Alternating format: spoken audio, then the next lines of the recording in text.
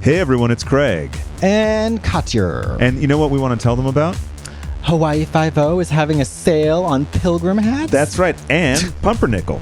Pumpernickel bread is so underrated. That's why I choose rye. And that's why I like to go check out my options on patreon.com/Katya and Craig. That's where all the relevant tea is spilled, as it were, and not to mention certain facts that can be used as receipts upon dragging a person, tearing off their wig, going off, snatching.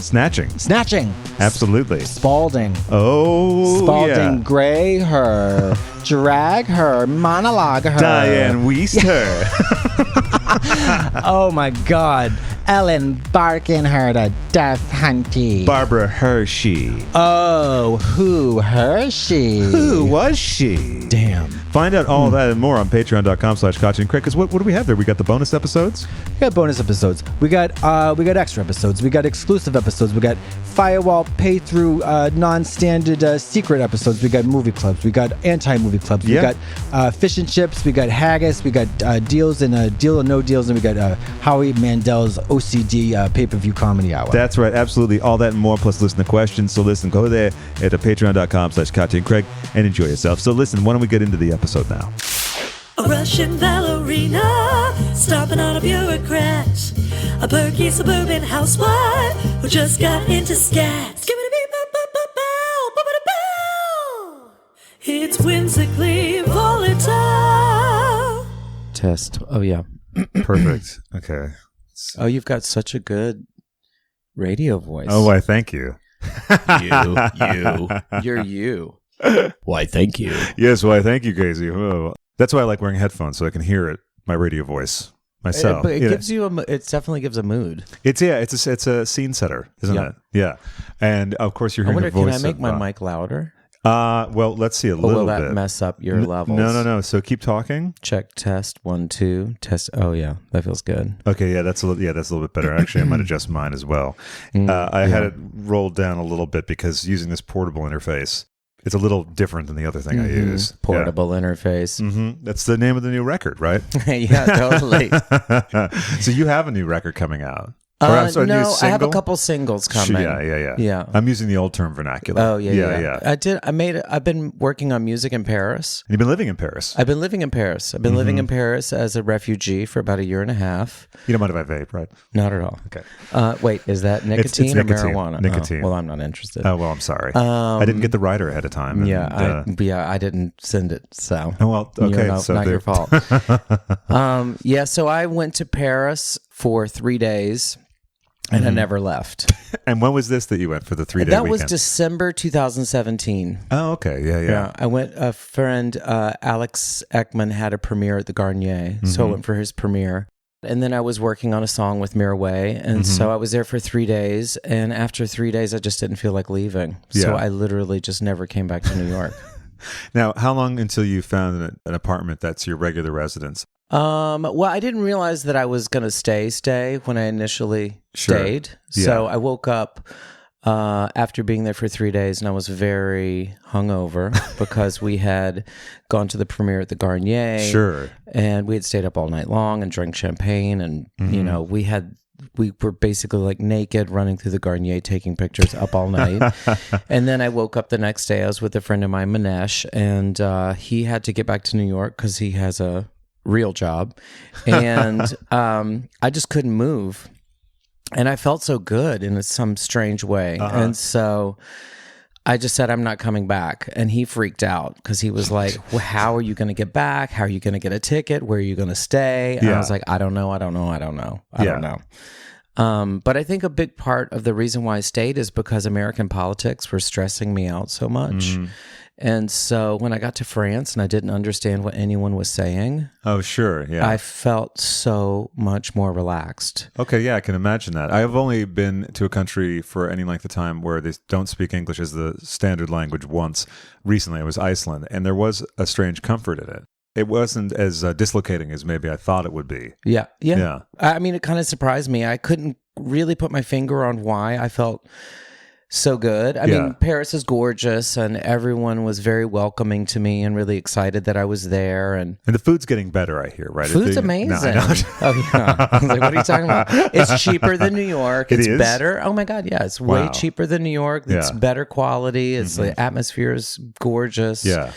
So I extended my trip for one more week, and then after that week, I was like, I guess I'm going to move to Europe.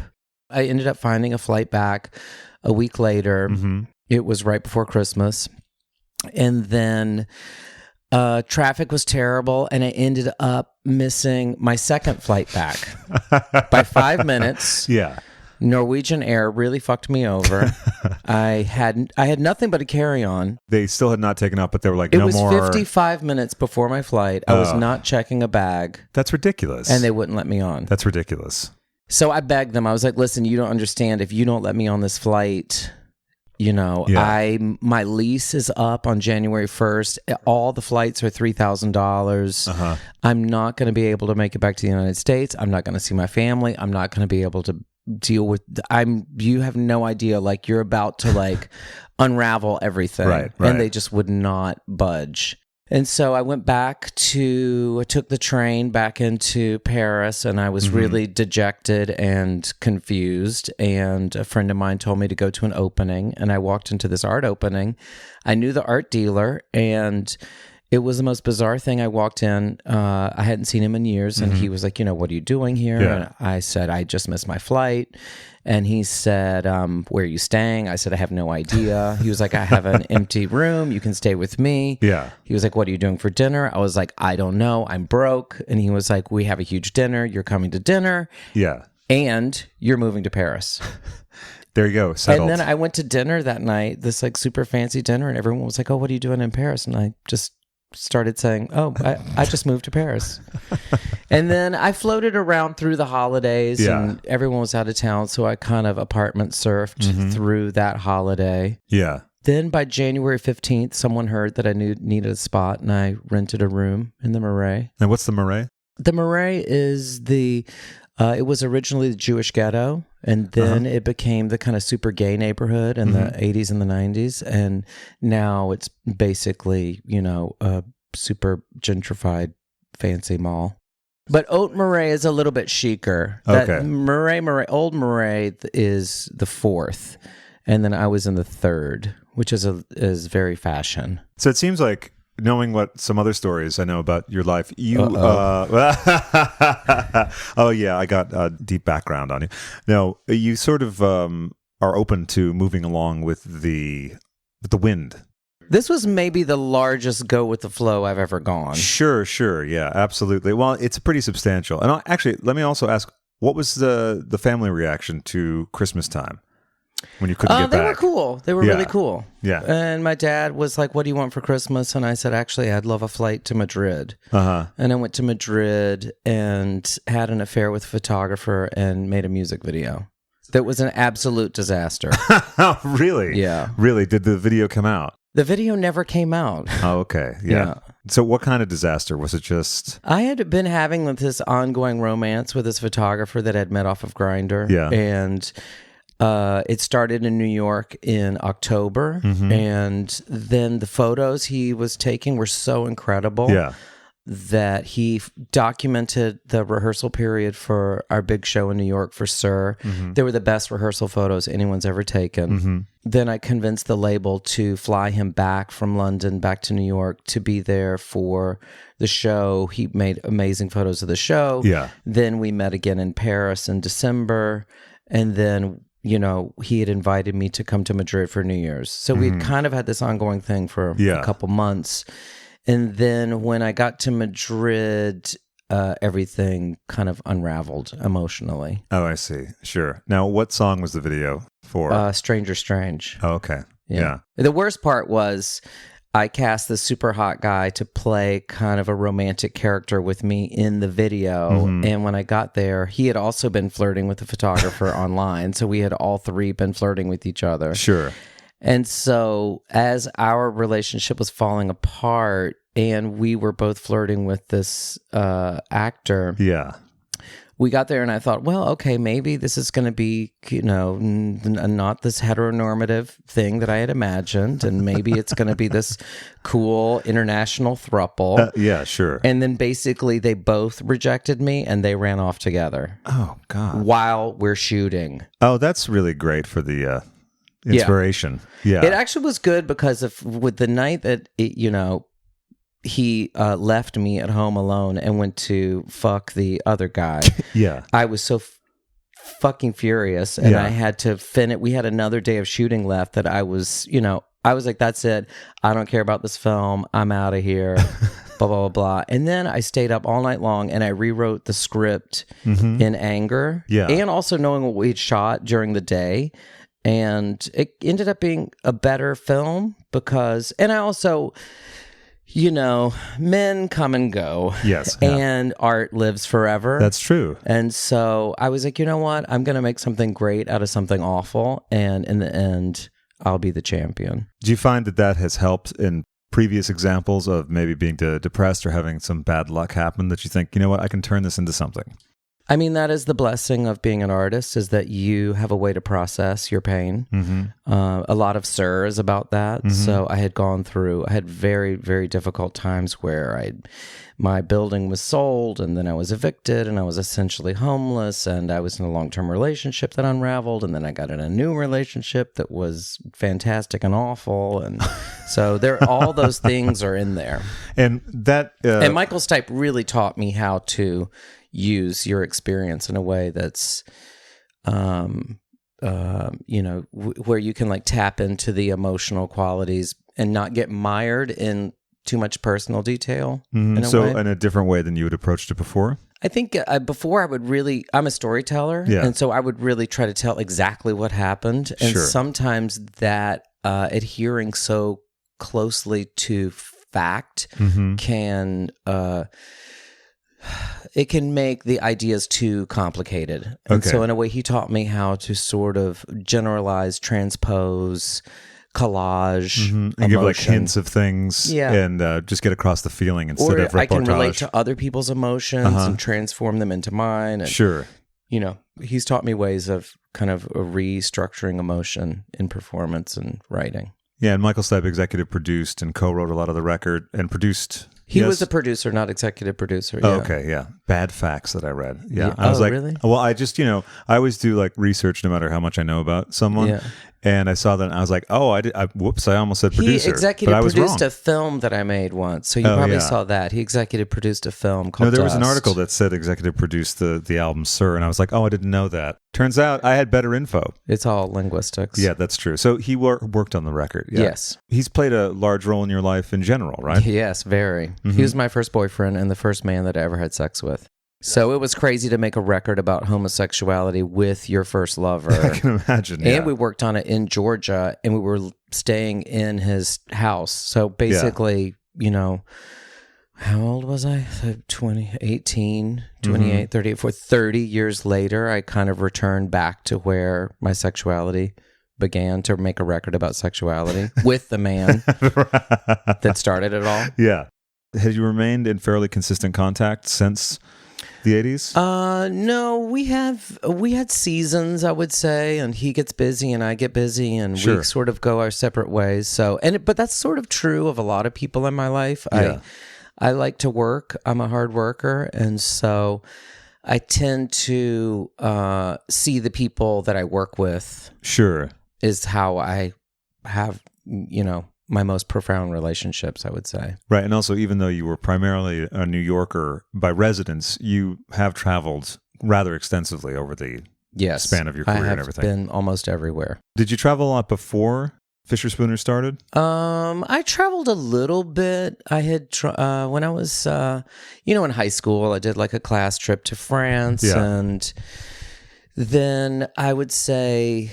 in my mid-20s, I tried to be a model, and so I went to Europe and did a little traveling then. And then Fischer Spooner, definitely touring, that took me further around the world. Sure, yeah. And then more comfortable with taking trips when you're not working? I like to stay home, but it's really hard for me to. I don't know exactly where home is. Okay. I mean, I'm sort of reevaluating the idea of home because I lived in Brooklyn, I lived in New York for 23 years. The past couple years has been about really on my own trying to figure out where I feel the most comfortable. And New York has gotten prohibitively expensive for creatives, although I have so many memories and so many friends and so much history here, but there's no one place that feels right for me. So I need to kind of live in multiple places simultaneously. Where did you grow up? I was born in Athens, Georgia. All my family is from Georgia, and I lived in Albany, Georgia until I was about 9 or 10. My parents went back to school when I was 10 or so. We lived in Athens, Georgia for 1 year. Then we moved to Greenville, South Carolina. I finished high school, went to middle school and high school there, went back to Athens, Georgia for my freshman year of college. That's when I met Michael and lots of people in Athens, Georgia, spent a year there. Then I went to Chicago and went to the Art Institute, lived there for about 6 years, then moved to New York. When you mentioned that you were sort of discovering your homosexuality with Michael, what had you felt before in terms of attraction to people? And that's an interesting question. I wasn't a very sexual person. I think also any kind of homosexual desire I had was eclipsed by the AIDS crisis. Sure. So when I was growing up, it was the 80s. And so everything on top of the conservatism of the American South plus the AIDS crisis, it kind of shut me down sexually. Sure. Yeah. So I had to deal with a lot of fear and anxiety, which I think I've conquered. Yeah, I would say. Finally. And I think it's interesting also for people listening to hear that from someone who, made Sir. Yeah. Do you know what I mean? Because everyone has a journey. Yeah. Oh, no, I know. My family is really like, what happened to our boy? What's your family's reaction to your art? Well, my mother was my art teacher when I was younger. Oh, wow. And so she had a very profound effect. And in the 70s, she was really into progressive education. And in the small town in Georgia, she went to the private school where they had no art program and convinced them to start an art program. Oh, wow. And they had no classroom, they had no budget, and she convinced them to let her build a program and basically take a cart from room to room to create an art program. And in exchange, I got to go to this private school. And so I grew up with her teaching art in my school. And so I was always kind of immersed in, I would say, a very encouraging, creative environment. My dad is a lawyer, and he's a very charismatic performer. So I think that sort of the genesis of my everything is this combination of visual art and performance that literally comes directly from my parents. I have definitely gone further than I think they ever imagined. And they are supportive in a very general way. Sure. But I think they have to kind of turn a bit of a blind eye because they cannot relate to all of the subject matter. Sure. It's so foreign for them. Sure, but they're supportive. And it's kind of like John Waters' line about his parents. He's like, I don't make them watch Desperate Living. Yeah. They're just happy that I do what I do. Yeah. And that's it. Yeah. They just want me to be like safe and happy and, exactly. come home every so often. Every once in a while. Yeah. Yeah. How often do you get to go back? Last year I went back 4 or 5 times. I went back more than usual. It's definitely more difficult now that I'm in France. Sure. So I try to see them about twice a year. I'm trying to get them to come and travel more. But well, getting them to come to Paris would be fun. I know, exactly. How long is the flight from Paris to Georgia? What's the travel time? It's like around 6 to 8 hours. It depends which direction you're going. It's faster when you go on 6, 7, 8 hours. It's really not that bad. It's not that bad. But no one in my family has traveled as extensively as I have. And so they really can't fathom how you can go to all these places and not speak languages and deal with currency. And they have a lot of xenophobia. Well, it's funny because when you go, you realize that everyone else speaks our language, but we don't speak any of theirs. I know. Exactly. I was amazed in Iceland at the different accents that they would perform English in. Wow. Because some of them would be I would try to figure out what TV show maybe that they really liked. One or two of them, you could tell they were excited to like get to use it. Yeah, and they spoke it better than some of the people I know. So amazing. The currency is fine too, because with debit cards, right? That's what I mean. You figure it out. You do. Although I was confused by, was it kroner in Iceland? Because the period's in a different place. So you're like, what is that? It's 1,000. What? I don't know. Yeah. I've never been to Iceland. I've always wanted to go. Oh, it's really nice. Yeah. It's really nice. I didn't do any of the things that you're supposed to do, like the hot springs and all that stuff. Because my host is not into that stuff. And I really wanted to just visit my friend. And plus, we're both movie nerds, so we just watched a bunch of movies. Like I saw The Thing for the first time. What are some of your favorite movies? Oh, I mean, I think one of my favorites is Cassavetes' Opening Night. Oh my God, it's one of the greatest movies ever made. Yeah. Especially because when it takes that turn, you don't expect it because none of his other work has any kind of non-realistic aspects to it. That movie was, I think, a big part of also the genesis of Fischer Spooner. Really? Like creating this confusion as to what's intentional and what's accidental. Oh, okay. And that aesthetic is a really great one to adopt because once you're on stage and you've kind of set up these parameters where, you don't know what's accidental and what's intentional, it makes everything possible. It makes everything okay. So even when there is an accident, you know that no one else knows, and so as long as you don't freak out, then you can keep going, and it just becomes like more excitement. True. It's like Brian Eno's line about art being the place where you can crash your airplane and then just walk away. Nice. I never heard that. Isn't that a good one? Yeah. I love Brian De Palma's Body Double. That's one of my favorite movies of all time. I mean, architecture, music, all of it. And the Frankie Goes to Hollywood. Frankie Goes to Hollywood. Which is one of the strangest moments. Strangest ever. And everything about it, the looks. Yeah. Yeah. That's a good one. I'm trying to think, what else do I love? We'll return to movies, I'm sure. It happens on the show. I haven't been watching film or TV much in the past couple years. You've been working a lot, though. Yeah, I work, I travel. I got sick of carrying a laptop, so I just stopped carrying it, do everything on my phone. Oh, okay.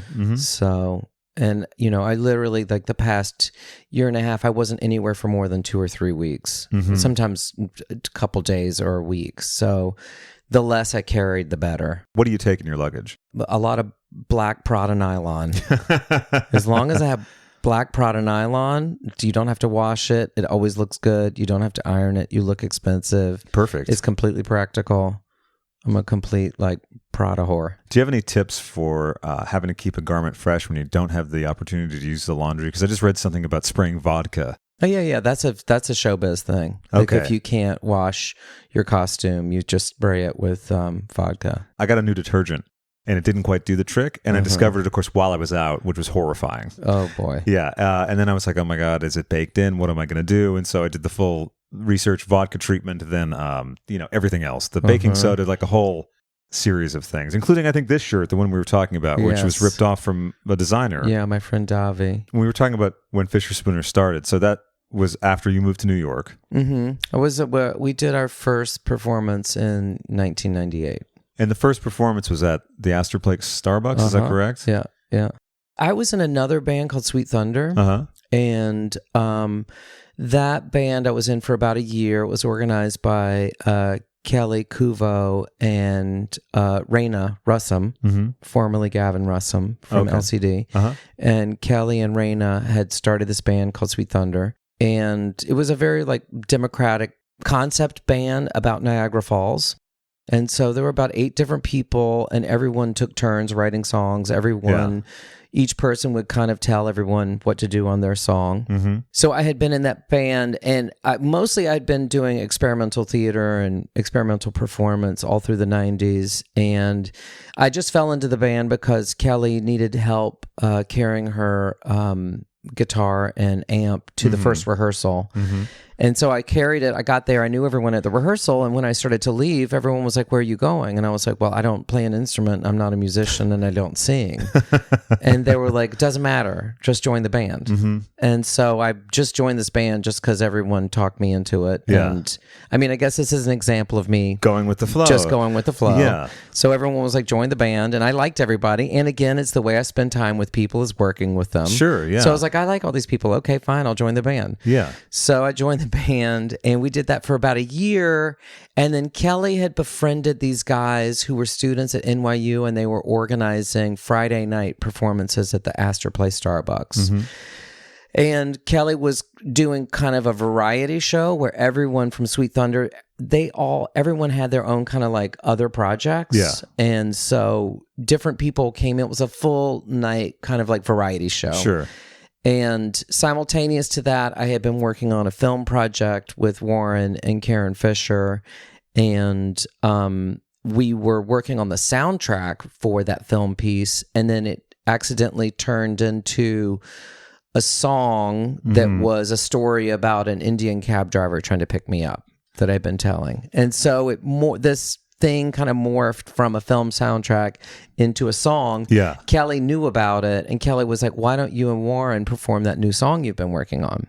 And so Kelly was the one who really kind of forced that to happen. And then we did this one performance, and in that one performance, there was kind of, I would say, the DNA of Fischer Spooner, where it was this strange combination of performance art and fashion and theater and music and mistakes. Because I had built in a mistake into the song where I'm singing and then I say like, stop the track, start over, blah, blah, blah, crank the beat, turn the bass up or something. But it was as if I was talking to him to like make something change. Right, yeah. But then when we did it, something did go wrong and we did have to start over. So the very first performance had a mistake, a fake mistake, and then a real mistake. So I had a real mistake where you hear me fake a mistake and then we started over and then you hear the fake mistake again. Right. So it was like, wait, that mistake was staged. Planned. Yeah. Yeah. And then it was after that singular performance that, singular sensation. My roommate, Cindy Green at the time, I'll never forget, I came home and she was like, you figured it out. She was like, it's all the things that you know how to do combined perfectly. And then we started writing and recording in the fall of 98. Hey, every guy. Well, hello. Join award-winning comedic Chanteuse Devin Green and platinum compact disc honoree handsome Ned Douglas at the Art House, Provincetown, Massachusetts. We play songs you never wanted to hear that way. August 3rd, 5th, and 6th only. VIP ticket holders will receive our new book, Everyone Fuck Off! Oh? Put your pants on, pull your boots up, and get walking. More information at devingreen.com. All sales final, batteries not included. Your first record was out on... We self-released. Oh, okay. We made up a fake label called For Those Who Know. Mm-hmm. And we started releasing first through our art gallery at the time, Gavin Brown's Enterprise. Mm-hmm. And then from there, we did an event, like an arts event, and this DJ, John Selway, saw us perform. And then he licensed and released the first 12-inch of Emerge and Turn on vinyl. And then that was heard by DJ Hell. Mm-hmm. And then he released the first record in Germany and mainland Europe on International DJ Gigolos. And then that got picked up. That got kind of bought out by Ministry of Sound for the UK and Europe. And then that label imploded, and we were in meetings with other labels to take over the rest of the world. Yeah. And Capitol stepped in and bought everybody out and released it worldwide. Wasn't there a bidding war for you guys? Yeah, there were all kinds of crazy. I mean, it was such a different time. I mean, it was nuts. Like, Ministry of Sound was chasing us, and I hated that label. And Why'd you hate them? Just because it was like cheesy and, it wasn't really I wasn't really coming from like this kind of like dance music culture. Okay, sure. And so I just would look at what they were doing. It was all like people in Ibiza wearing, fake fur leg warmers with like, rave. It was kind of ravey. Okay, sure. And we were more kind of punk, indie rock, I felt. Sure, conceptual. Yeah, it wasn't really our scene. And so anyway, they literally chased us. Like we were doing performances and we were playing razzmatazz like 4 or 5 o'clock in the morning or in Portugal.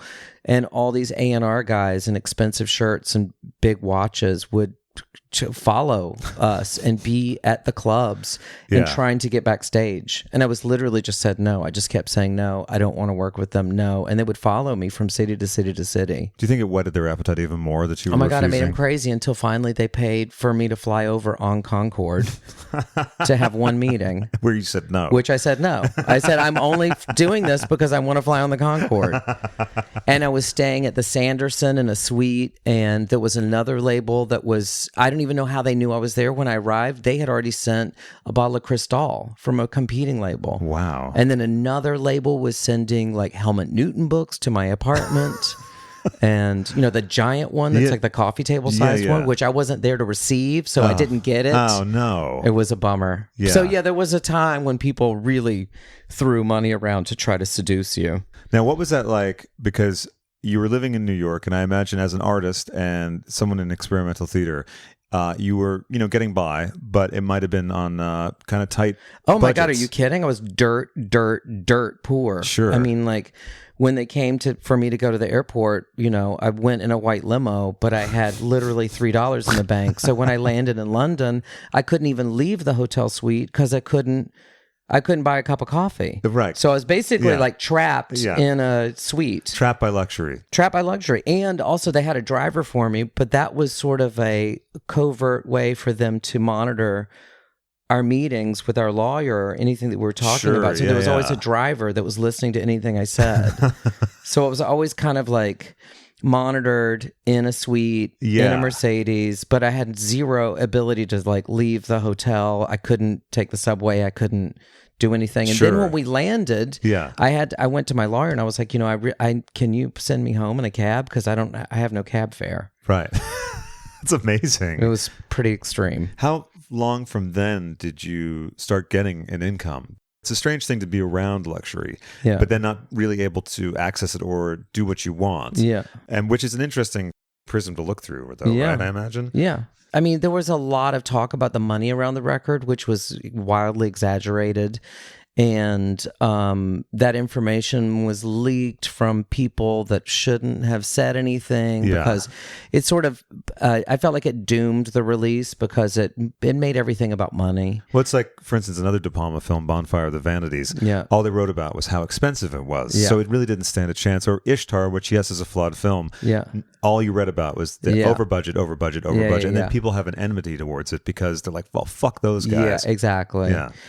Other people were signing like crazy, like the Strokes were signing deals and, yeahs, and all these people were basically in the same situation. Yeah. But what had happened is, I don't even want to say the person's name because I don't want to give them the glory, but basically there was someone who was an intermediary that we had signed a deal with where they were going to shop the record around. Sure, we'll call him Bob. Yeah, but so Bob was shopping the deals around, and we had signed on that deal that we had had discussions with Capitol and all these other people. And so we had made exclusions. Mm-hmm. So we were like, okay, yes, you can shop the record around, but these labels are excluded. Okay. So that if something comes through with them, that was a pre-existing relationship and not something you can benefit from. Yeah. Okay. And so sure enough, Capitol came through with the winning deal.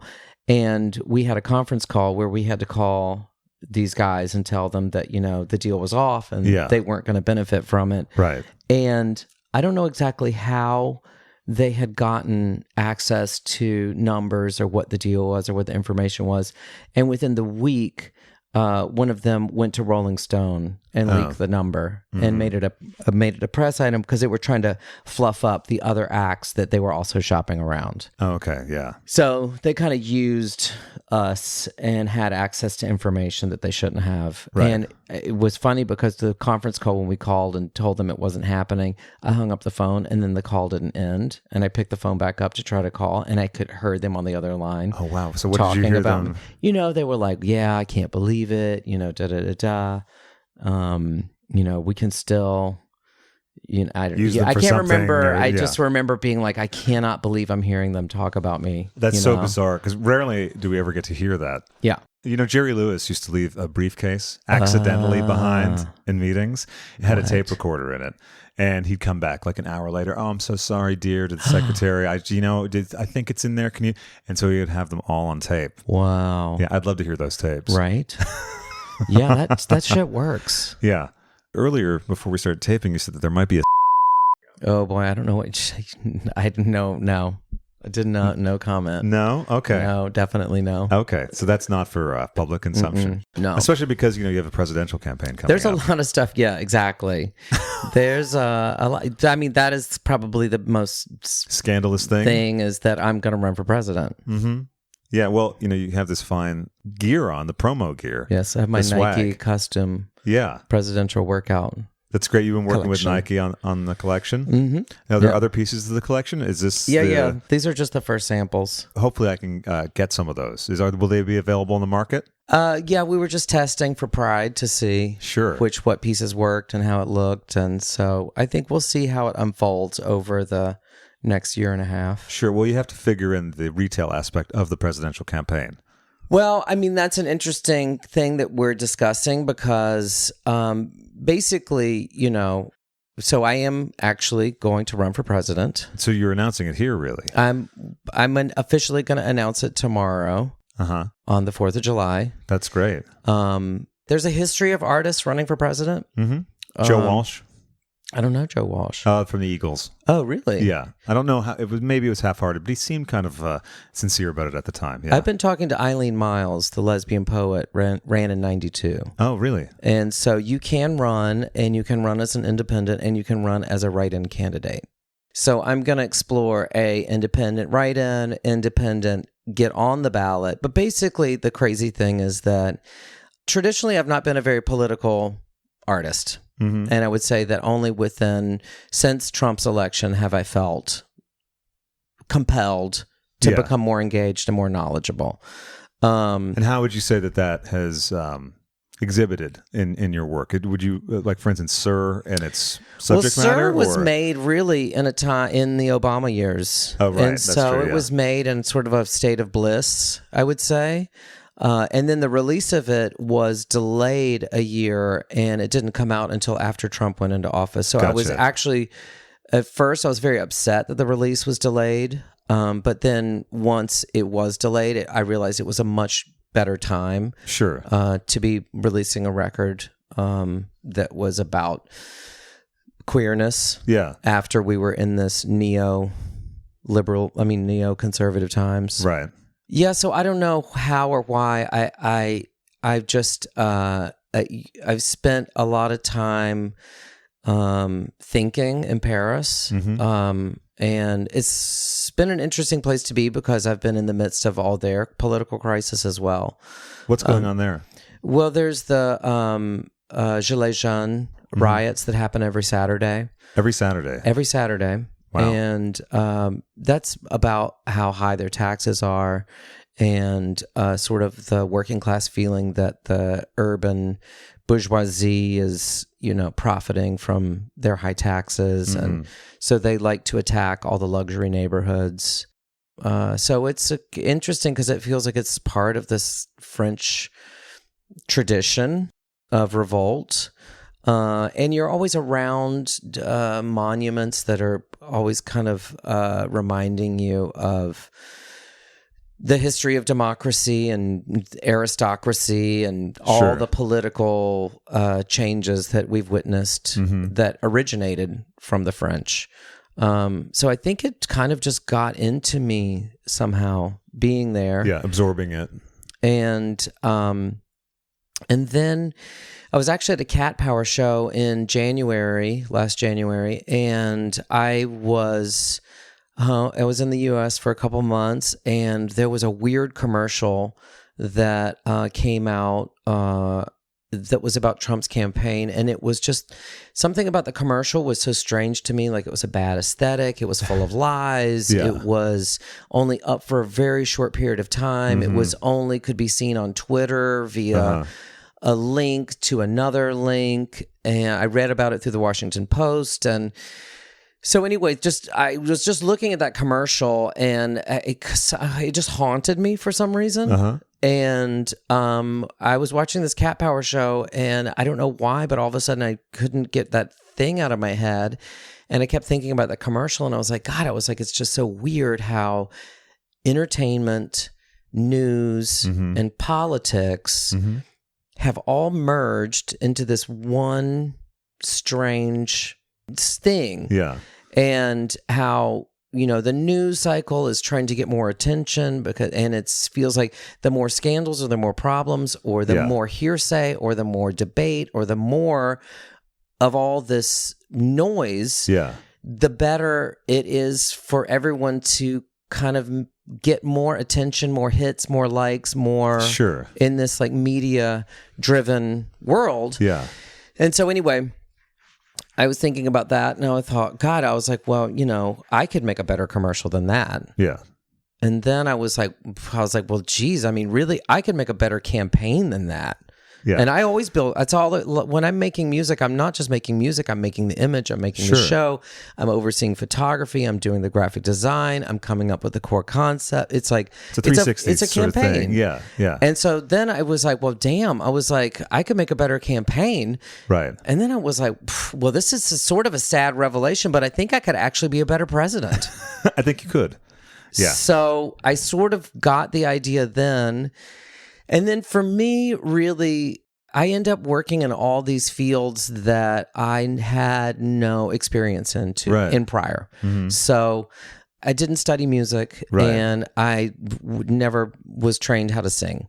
I didn't study dance. I didn't study, fashion. I haven't studied any of these things. I've all just kind of thrown myself into them and learned by experience. And so there's no better way than actually doing it. Yeah, and so that's really how I learn I learn by getting involved and just by having to learn. Sure. Otherwise, I'm pretty lazy, Really? I have to kind of get myself in a situation that I can't get out of. Trapped again. Trapped. Yeah. I always get trapped, and then I always find my way out. So the more I thought about, and I need a big idea. I get really bored. I can't. That's one of the reasons why I'm really. It's not that I couldn't have a real job. It's just I can't handle boredom. I really need to have a larger philosophical idea that I'm working off of. Yeah.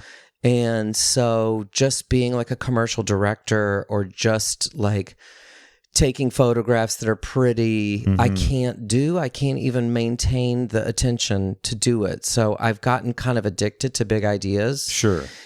And so, Fischer Spooner was about combining my experience in the arts with pop entertainment. Right. And that idea has come to pass and has become part of the status quo. And so I feel like there's no reason for me to explore that anymore. So anyway, this is like a very strange and impossible idea for an artist to run for president. Right.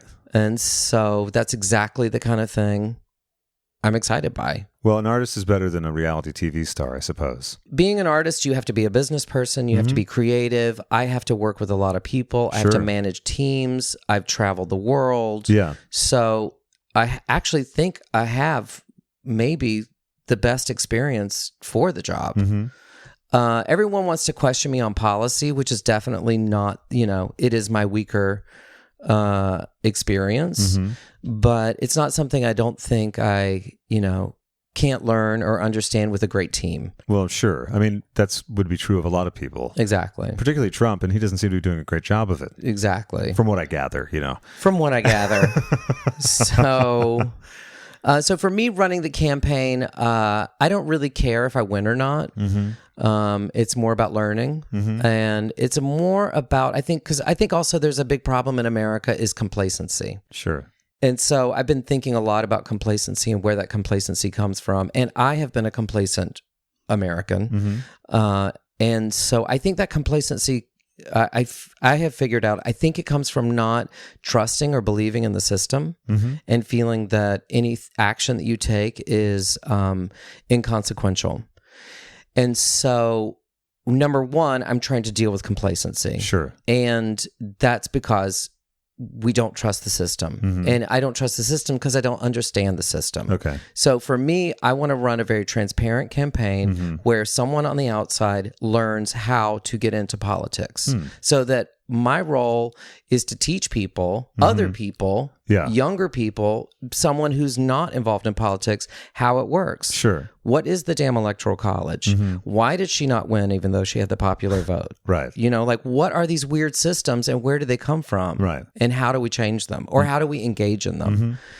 I think that a lot of my artwork has been, in a lot of ways, it's been mostly about systems.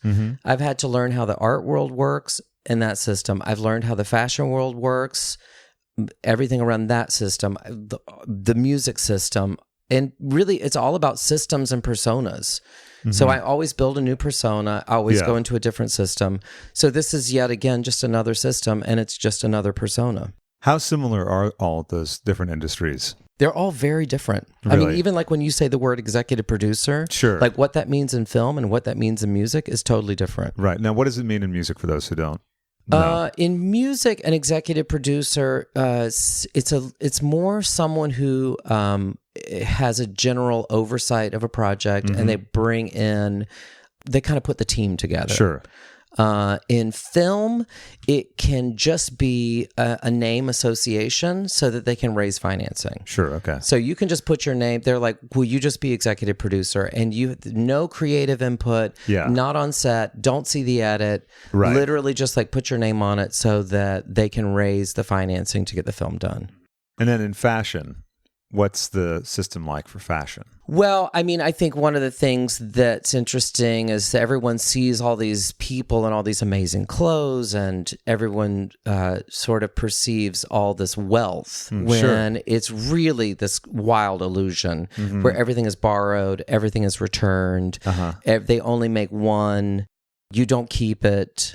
So a lot of people think that I have like this insane wardrobe and they're like, oh my God, if I could just get into your closet. And I'm like, honey, I wore that for an hour.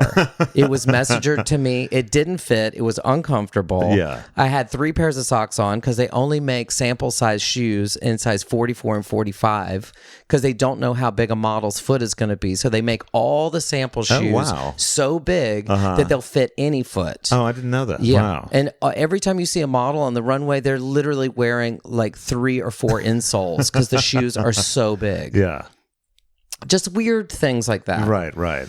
So I want to do the same thing for politics. In a way, it sounds like the amount of illusion is roughly commensurate amongst each of the industries that you mentioned. And there's a lot of politics. perceived, I mean, in the art world, you know, I'd say one of the big and kind of most interesting qualities about the art world is it's all about fabricating value and how you construct this idea of value. Like, how do you ascribe a certain dollar amount to this strange thing? Yeah. You know, it's not, you can't. And so the way the art world works is it's all about controlling access to the product. Okay, sure. And even if you're the richest person in the world, you can't just like walk in and buy Jeff Koons.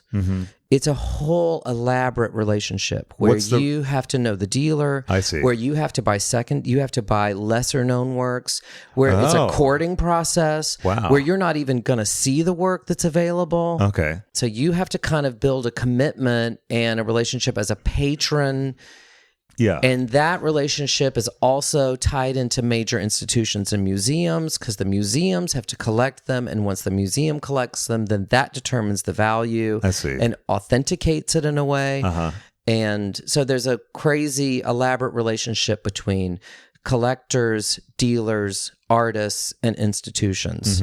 Then throw in an auction house. Sure. And you got a whole other, you know, complicated financial relationship in terms of how value is fabricated. Right, which reminds me of the bidding war. Exactly. And I had a lot of trouble because I really wanted to build Fischer Spooner as this combination of the art world and entertainment. Basically, it's one of the primary reasons why I would say we didn't have as much success as I would have liked, because when we were based in the art world, we were our value was more in our rarity. Okay. And then once we transitioned into entertainment and the popular realm, the art world sort of cooled, and they stopped supporting or putting their resources towards the work that we would do. Sure. I thought that, the entertainment world and the art world would share resources and enjoy this idea that you could build something that could be popular and intellectually complicated and stimulating. Yeah. Wasn't the case at all. I could not get the president of the record label to talk to my art dealer. Could not even get them on the phone together. Really? And when I got them together in person, they didn't like each other. Do you think it was a predetermined sort of thing where they were like, you're anti my thing? Kind of. Yeah. It really felt like the art dealer was arrogant and didn't want to be sullied with, this common popular person who was like kowtowing to the general public. And the entertainment people felt threatened and freaked out because they couldn't trust or believe what was the truth. Sure. I always felt like when I was telling them something, they weren't sure if I was tricking them or something. Okay, right. It just felt like they were scared of any kind of complexity. Sure. Also, you're maybe not as common of an artist for them because they're not coming up with a lot of the ideas. Yeah, that too. And so whatever. So that was so long ago, I can't even remember. Well, sure. So, yeah. And so, but back to so now I'm going to try learning another system and building another persona. Do you have anything else about your campaign strategies or slogans that you'd like to share with us? Well, I mean, everyone wants to know about my policy, and I think the biggest idea that I'm dealing with is the conflict between capitalism and democracy. And how there's sort of a double standard happening where I feel like politicians want to talk about democracy, but really they are focused on capitalism. Okay. And it ends up being that the government is run by people who are more focused on money than people. I think that if I can find some kind of reconciliation between democracy and capitalism, it's a very difficult job. Sure. That's the thing that I think about most. And I think that will be the thing that will solve immigration issues. It will solve climate change. It will solve all these things because all that stuff is tied to businesses and making money and profit. Right. And everyone wants to vote kind of a daddy into a business daddy into the office because they feel like they're going to take care of them. Well, he could run a business, so... That's what I mean. And so everyone keeps thinking the way to run a government is to run it like a business. Yeah. And I think that is exactly why we're in these dark times. Yeah, I think it's the opposite, really. It's actually the opposite.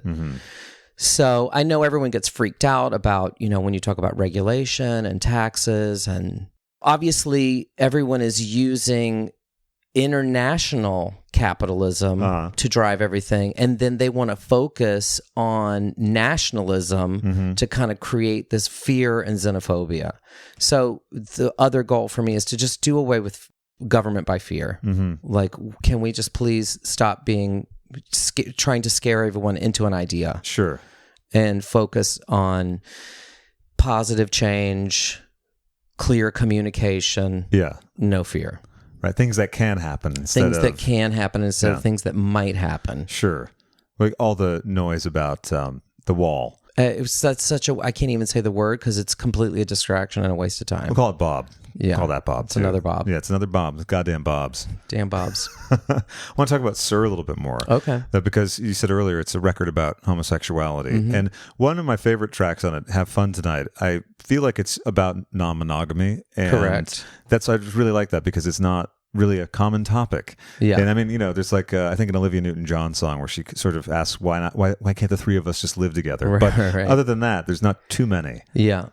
Yeah, no, I felt when I started writing the record, I was in a long-term relationship that was non-monogamous or open, or I don't know what non sounds so negative. I mean, yeah. Anyway, Sure, it was in right. an unconventional relationship or different. I don't know what is the. It's a word? relationship with the possibilities of other excitement. Yes, exactly.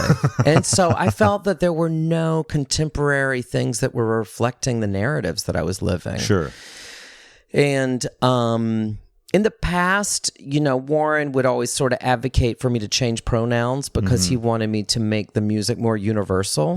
And I thought about that long and hard. And basically, I said, I can't change the pronouns because I realized that this concept of universal was not true.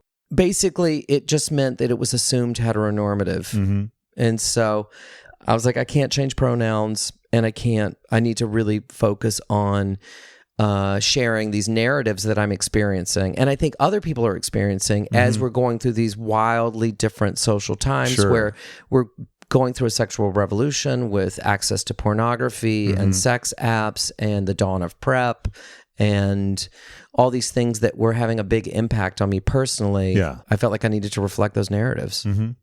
Are you currently in let's say, a relationship with exciting other possibilities? I am not. I am very single. Are you enjoying it?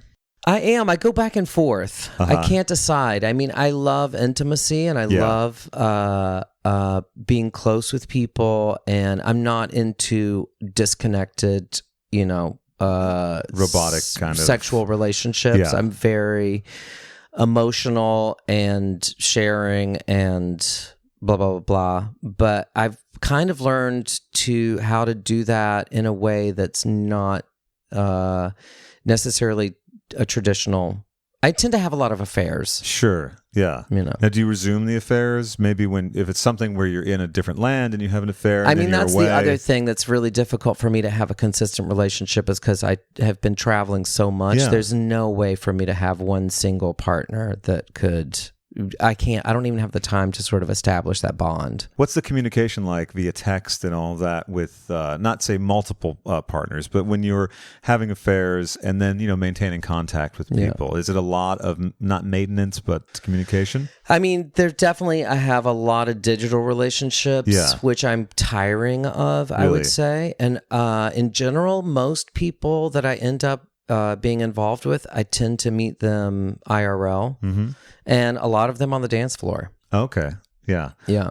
We were talking earlier about Pride Month, so let's get into that a little bit. Yeah. Because you debuted some of your campaign goods and gear, right, during Pride. Yes. And Pride really started at the beginning of the month for you, right? Yes, definitely. It started at the beginning of June. I came back to the United States to file for my artist visa because I've been living in France, basically on a tourist visa, which is very challenging because you're only allowed 3 months in, 3 months out. Oh, okay, yeah. There's a lot of things. I can't have a bank account. I can't have a lease. I can't, so it's been very living in between. So I came back to the States to apply for an artist visa, which I got last week. Congratulations. So now I can travel freely between the United States and Europe, the Schengen region. And then because of that, I ended up extending my trip and staying through Pride, which I'm glad that I got to do. I am as well because we got to do this. True. Yeah. No, it's been a very relaxing, slow-paced. No, you couldn't see the glare. No, you couldn't. No, I know. Well, you know what? That's also part of it is to start to just. I encourage everyone to pretend you're running for president. It puts you in an interesting mindset. So I was like, okay, you're running for president. Yeah. You're going to announce it on the 4th of July. Right. You're in the you have to be in the United States. There you you can't go. be in France. You can't go running back for couture. You got to be here. It's Pride Month. You're a New Yorker. It's World Pride. You got to be here. You got to represent your home base because the home base is key to your success. So, it's like, how do you present yourself? What does the president wear? Certainly. All those things. So I started off the month volunteering at God's Love We Deliver.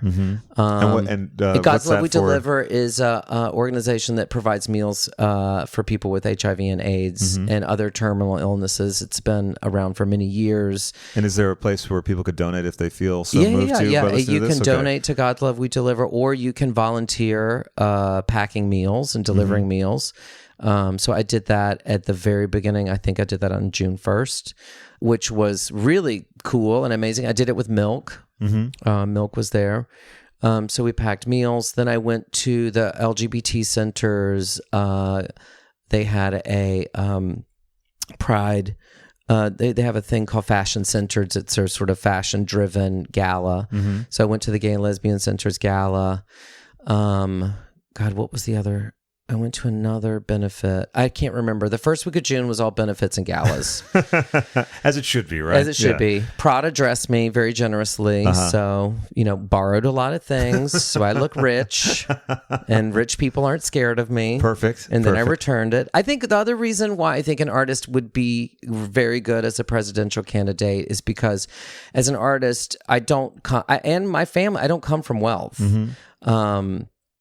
And so I've had to learn to exist, like you say, kind of like access to luxury and wealth, but also sort of an outsider at the same time. Right. And, collectors are wealthy people, and you have relationships with these people that have wealth, and I have relations with other people who don't have wealth, who are also artists that are aspiring. And so I have a kind of, I would say, a skill to relate to people from many different socioeconomic backgrounds. Right. Which is an important thing, and it's kind of not rare, but it's not as common as it should be. Yeah, it's not something that just happens naturally in someone's career. Right. If you work at a bank, that's just not going to happen. Right.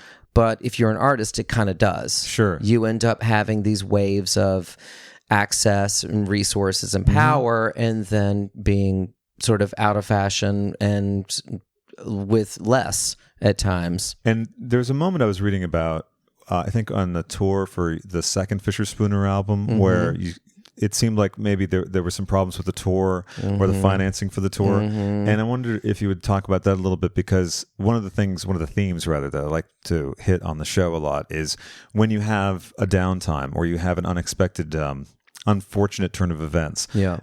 Springing back from that, especially after the success of the first record, and then you're making the second one, and then you're touring, and then what happened? Oh my God! Well, unfortunately, there've been many times like that, and it is sort of, unfortunately, a part of show business where you end up in a situation with agents, managers, labels, a whole infrastructure of people that are making money off of you. Yeah. And what has happened to me a couple of times is that no one's really looking out for you. And as long as the manager is getting their 20% and the booking agent is getting their 10% and the business manager is getting their 5%, no one really looks beyond that. Sure. And so oftentimes I'm so immersed in work, especially on tour when you're performing almost every night. Right.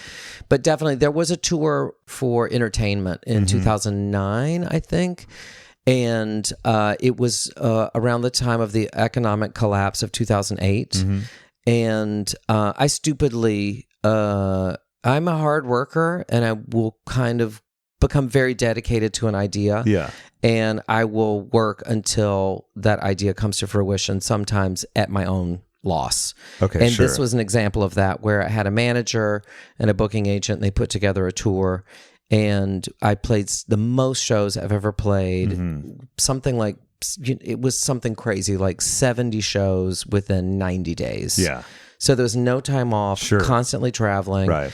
And basically, I got to the end of that tour, had never worked harder, had never made a better show. Yeah. Conceptually on point, visually on point, musically on point. Like everything was like on point. Yeah. I get towards the end of the last show, and I'm on the phone. It's 5:00 in the morning. I'm in Bilbao, Spain. I'm about to perform for 50,000 people under a full moon, and I'm on the phone with my business manager in Los Angeles. I'm like, hey, tour's coming to an end. I need to pay the rent.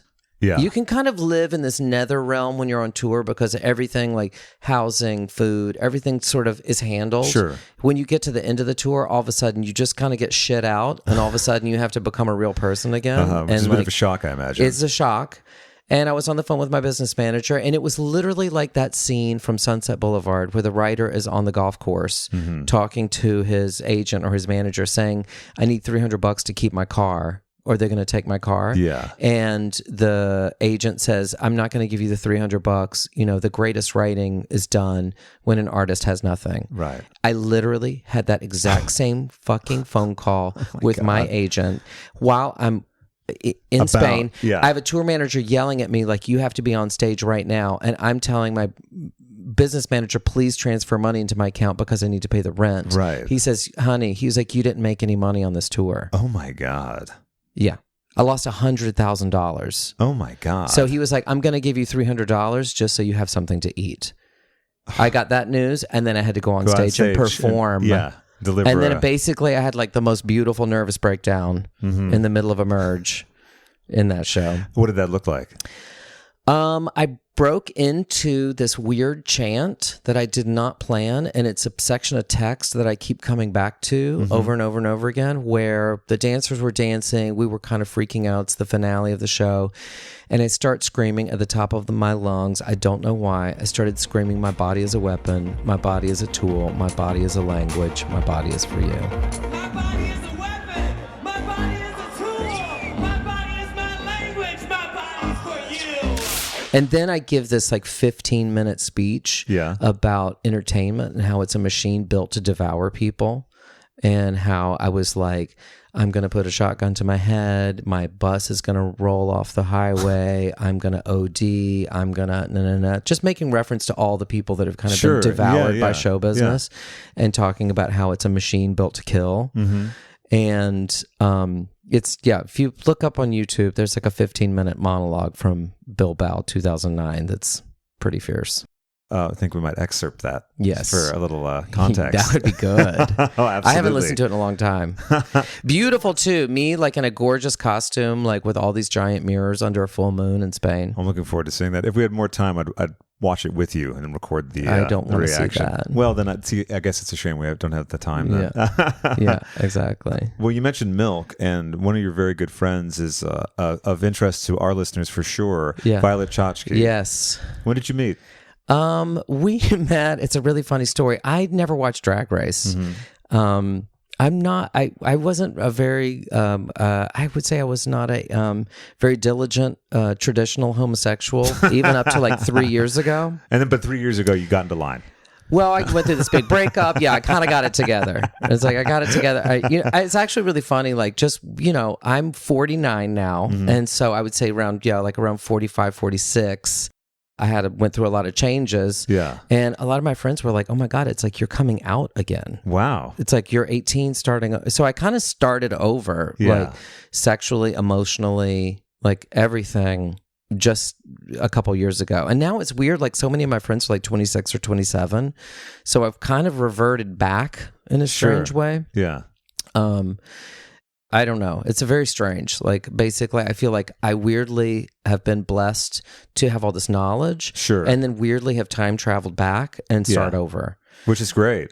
I was in a very, very, very long relationship, and that ended 2.5 years ago or something. What's good is I can't remember the exact time, which I like. And then since then, now I've had a sort of rebirth of sorts and discovered fluidity and all sorts of things. Yeah. So it's nice. Yeah, it's good. It's really good. And I'm it's 43. Not the shape of your life you imagined, which can be very disorienting once you get past those expectations. That's true. And then you realize, oh shit, like the times have changed. I've changed. Yeah. Like there's all kinds of amazing ways to live that you couldn't have imagined with the knowledge you had. Absolutely. Then. Absolutely. Yeah. So, anyway, Violet, we met, I would say, there was a performance, a Charlie Lemondeau show that I went to in New York. It must have been around 2015 or 2016. And we went to this show, and I had never watched Drag Race. I don't like competition shows. Sure. I hate all the bumpers. I don't like commercial. I don't like the structure. Okay. You know, like, here's what happened. Here's what's coming up. I do hate you know, that. and how Coming they up just next, recap and then and forecap and like all. I'm It's just maddening. like, bitch, just like play the show. It's about 10 minutes of content. Right. It's like I don't need to see all the like lead up and the run in and the back up and the front and then cut to commercial and then come back and see the same thing again to see it again to then actually see the scene play out to then recap the scene to see the other scene that then go to the commercial then come back. So just like structurally, I just don't like it. Yeah, it's maddening also because it's like, hey, we're here, we're watching this. Like, can we have an option where you don't fuck with us like and just this? can I just watch the goddamn Can thing? I watch the action? I just want to get to the action. Exactly, yeah. So I never watched Drag Race. I was at the show. Violet came up to me. She introduced me. She loves to tell this story.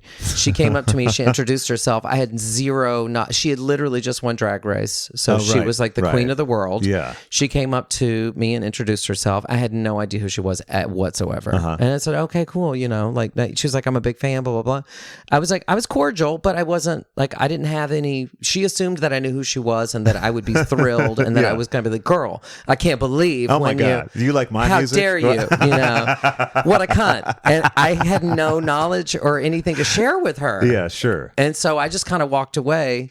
And then we kept crossing paths. Then we ended up going, being at Life Ball together. And I saw her perform at Life Ball and I could not believe like the looks. Sure. I was like, damn. Like the looks were incredible. And then I saw her perform a little bit. And I was like, shit, I think I like her. Yeah. And then we crossed paths again in New York that fall. So that must have been the fall of 2017. I saw her at a Merton Marcus book party at the Public Hotel. And I was like, felt like we bonded a little bit more. And I was excited to hang out with her then. And then I went to Paris, and then I ended up, you know, jumping ship and hiding in Paris. Right. And she had seen, I guess she saw online that I was living in Paris, hanging out in Paris. And so in January of 2018, she sent me a message and she was like, hey, you know, are you in Paris? I'm going to be in Paris. And I said, no, I'm actually in Milan. I'm going to a fashion show, blah, blah, blah. And she was like, oh my God, I'm coming to Milan too. So we had this crazy moment where we were both like flown in to go to fashion shows. It was the first time anyone had ever flown me into a show. It was the first time someone had really like given me clothes and paid me to come to a fashion show. Okay, yeah. And so she was in a similar fashion trajectory where she was getting paid, she was getting flown, she was getting dressed. And so we had this kind of like amazing connection because we were both experiencing this thing at the same time that was very exciting. And it was so nice to have someone to share it with. And one of the reasons I felt like I had kind of clung to a relationship for so long is I didn't want to be famous and alone. Oh, okay. And so once I let that go, this was kind of like one of those revelations where I was like, you don't have to share with one primary person. Like you can share with someone else. And so anyway, and share different things with different people. You share as with well. different things with different people, and it doesn't have to be the same one. And And so we had this crazy moment where our schedules just collided. And we were both being sort of like spoiled in this like magical way that like in the past, if I was with someone, they would feel threatened by it, or they couldn't share in it, or in the shadow or something. Yeah, there's so it was so nice that we were like, and it literally was like I ended up in Milan on Thursday. She came in on Friday. That Friday night, we met at my hotel. We had drinks. We had mutual friends come over, and then it was literally like within 1 week, like the fashion world just like.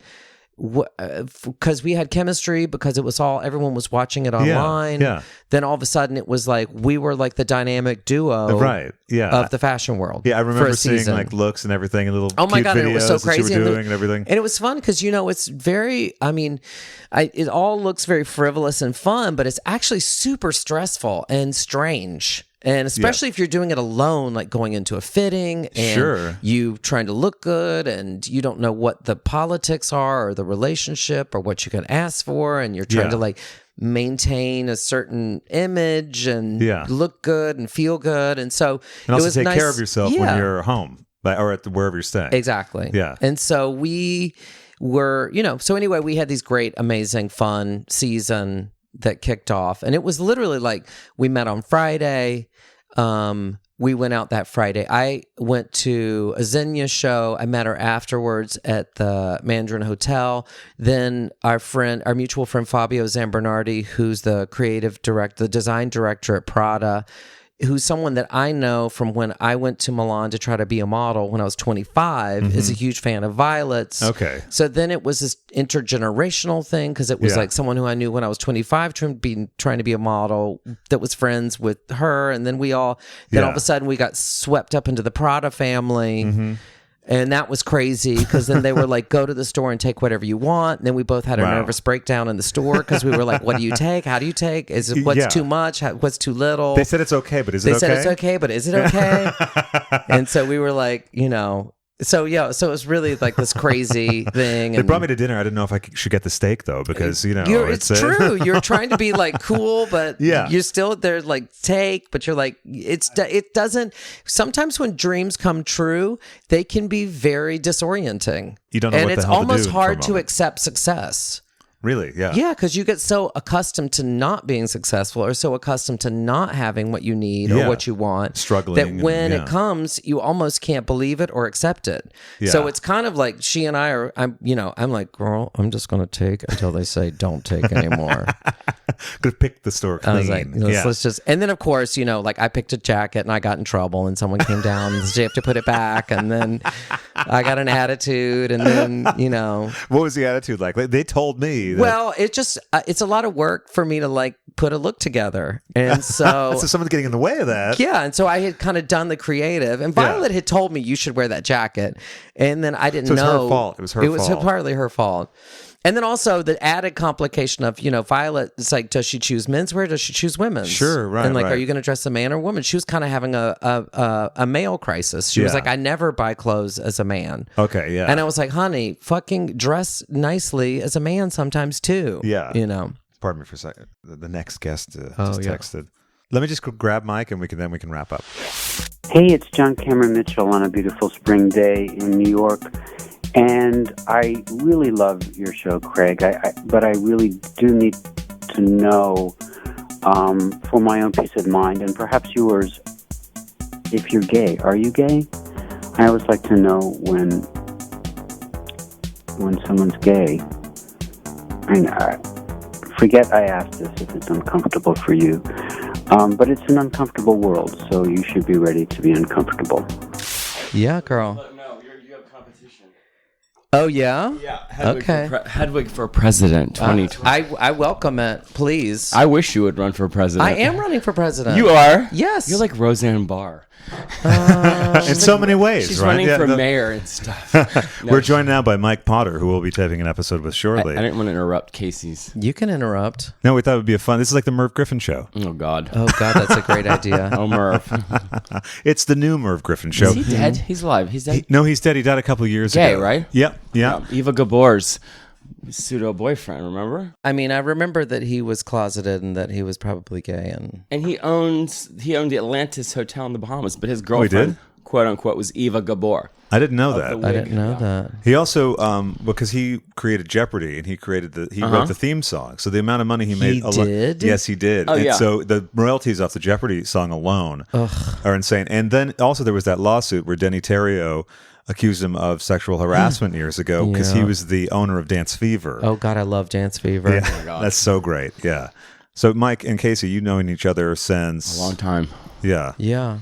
I remember you, from Don Hills. I projectile vomited on the set of one of his videos. Oh my God, I forgot about that. Remember the one where you're 15th. driving in the car? Yeah. You got sick on the set of the 15th. And we were shooting inside like an armory in Brooklyn. Yeah. And the car was inside, so it was like fumes. Oh, and they called okay. me in last minute to do whatever.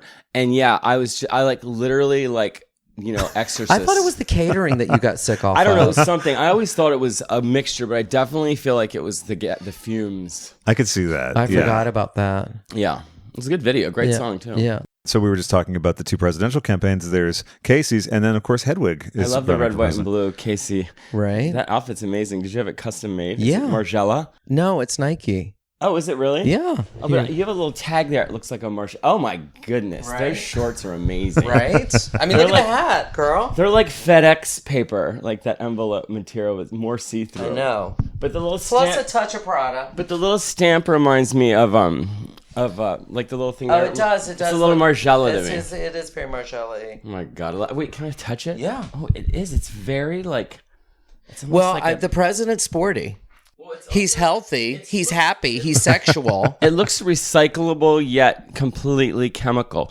Like it looks like a natural fiber, but it feels like paper. Yeah, I mean, it is recyclable. I love it. So being green is a big part It's of your made out of campaign. recycled bottles. Sustainability? Yes, absolutely. You're like Pamela Anderson. She has those Uggs that are made out of old cell phones and TVs. Wow. No, I didn't know that. Supposedly Wow. luxurious feeling. I can't imagine all that glass and plastic crushed up into a fiber. But So maybe it would be like the trapped in luxury feeling that we were talking about before. Yes, trapped in I luxury. love a luxury item. These are the Yeah. new Gucci slip-ons that you can make into a loafer or a slide. And let me get a They're shot like of those. a duo.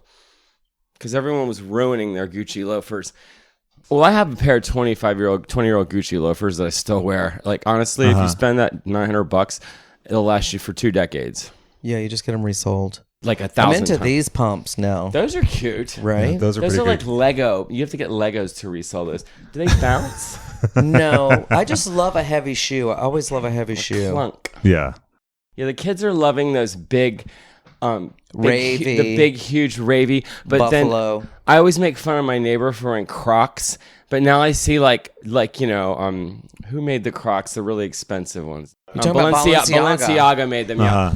And I saw Willem was wearing a Croc the other day. Really? Yeah, and like a drag ensemble. I was like, wow, a very thick-heeled Croc, pink and chunky.